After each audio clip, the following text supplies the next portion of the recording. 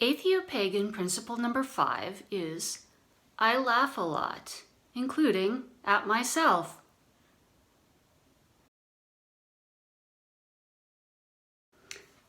One of those things that I know deep down in my bones, without fully understanding why, is that the universe is funny.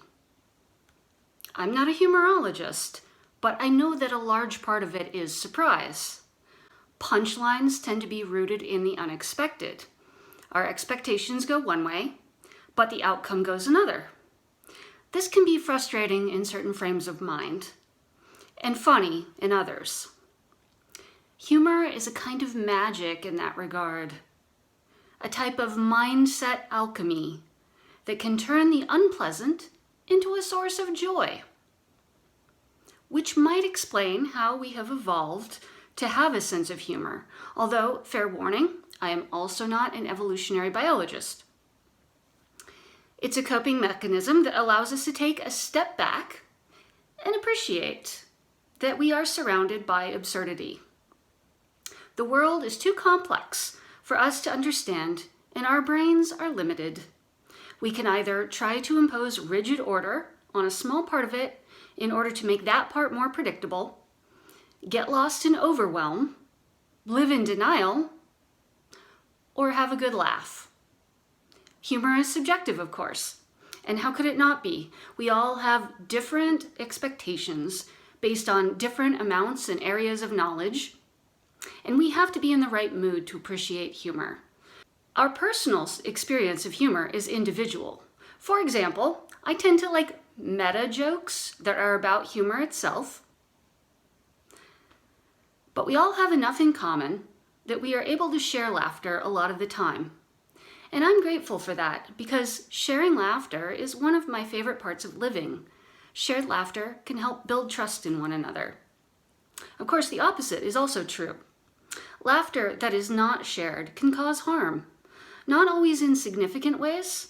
Sometimes it's just boring or mildly frustrating, but it's easy to hide cruelty as humor by weaponizing the difference in expectations and knowledge that we have.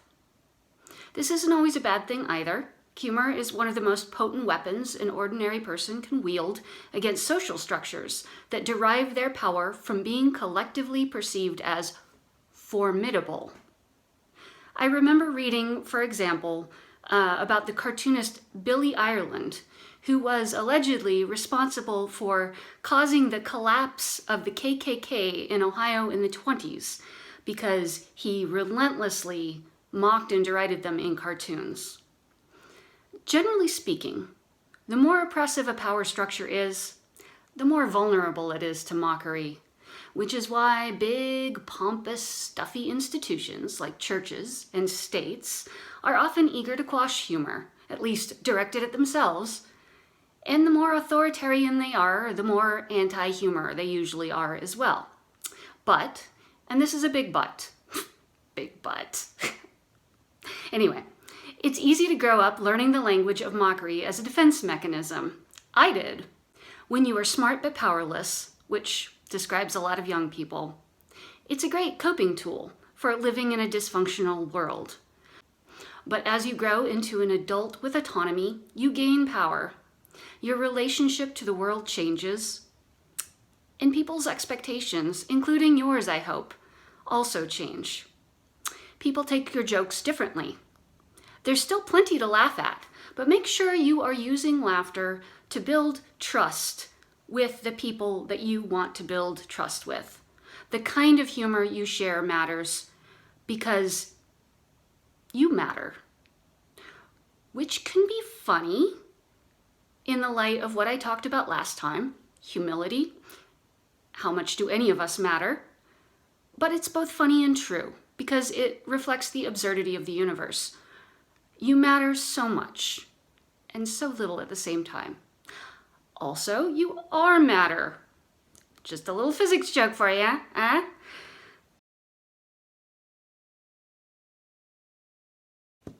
So, I laugh at myself, which, yep, I'm pretty funny. Look at me. This statement invites us not to take ourselves too seriously. It's good to have a healthy sense of humor about our own lives and identities. But, another but, like I talked about in the humility video, this can be hard if you don't have self-esteem. Laugh at yourself in ways that are kind, please.